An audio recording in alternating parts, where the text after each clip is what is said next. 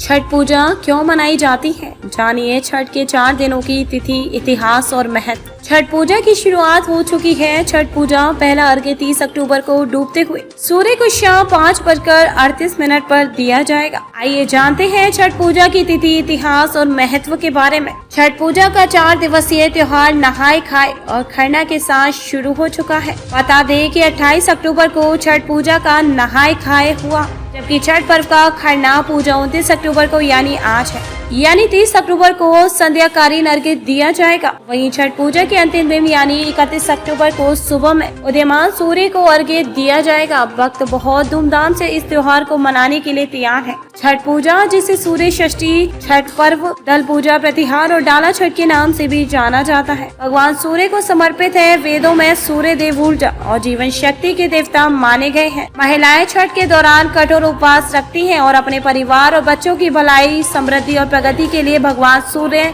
और छठी मैया से प्रार्थना करती हैं। वे भगवान सूर्य और छठी मैया को अर्घ्य भी देती हैं। यह त्योहार भारत और नेपाल में, बिहार, झारखंड और पूर्वी उत्तर प्रदेश के लिए अद्वितीय है। छठ पूजा दिवाली के 6 दिनों के बाद या कार्तिक महीने के 6ठे दिन मनाई जाती है। भक्त दिवाली के 1 दिन बाद केवल सात्विक भोजन, प्याज या लहसुन के बिना अत्यधिक स्वच्छता के साथ तैयार करते हैं और स्नान करने के बाद ही खाने से छठ की तैयारी शुरू करते हैं। इस साल छठ पूजा 30 अक्टूबर रविवार और 31 अक्टूबर सोमवार को होगी, जो कि 28 अक्टूबर को नहाए खाए से शुरू हो चुकी है। इसके बाद 29 अक्टूबर को आज खरना छठ पूजा है। जो लोग छठ पूजा का पालन करते हैं वे कठोर रीति रिवाज और नियमों का पालन करते हैं। दैनिक पंचांग के अनुसार छठ पूजा पर सूर्योदय सुबह 6:43 से और सूर्यास्त शाम 6:03 पर होगा। षष्ठी तिथि 30 अक्टूबर को प्रातः 5:49 से प्रारंभ होकर 31 अक्टूबर को प्रातः 3:27 पर समाप्त होगी। छठ पूजा की उत्पत्ति से जुड़ी कई पौराणिक कथाएं हैं और कुछ का उल्लेख